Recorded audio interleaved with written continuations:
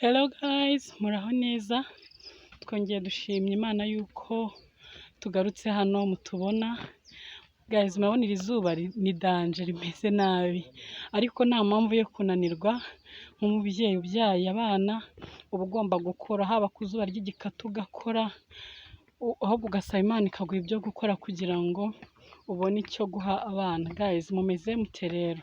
Tugiye kuganira ku bijyanye no gukora cyane, dushakira imiryango yacu, inshuti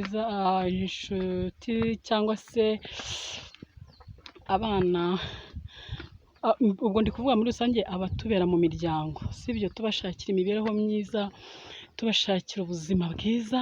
Nta kindi uzakora kugira ngo abantu hanze batagucishamo ijisho. Guys, ni ugukora cyane. Mureke dukore, twongere dukore.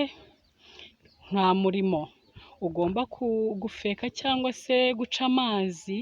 Umurimo wese watuma umuryango wawe ubaho neza, abana bakarya neza, uba ugomba kuwukora. Guys, njye murabona natutubikanye, narakiyemeje. Guys, mperutse ubu nsigaye ndeba amashuri y'abantu ukuntu ahenda, bigatuma ntabasha kuryama. Guys, murabona nambaye isarubeti. Ubutanzaza tuganira tuvugana ku kintu mba ndimo gukora, kugira ngo n'abandi badamu bigireho bakure amaboko mu mufuka. Ntabwo abagabo bakunda kugabura abagore bicaye mu rugo.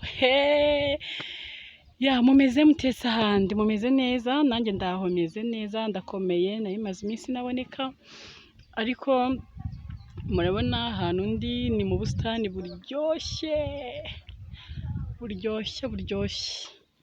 Mukomeze mwiyiteho, Imana ibarinde kandi ndabakunda cyane, kandi mu byo mukora byose mbifurije guhirwa.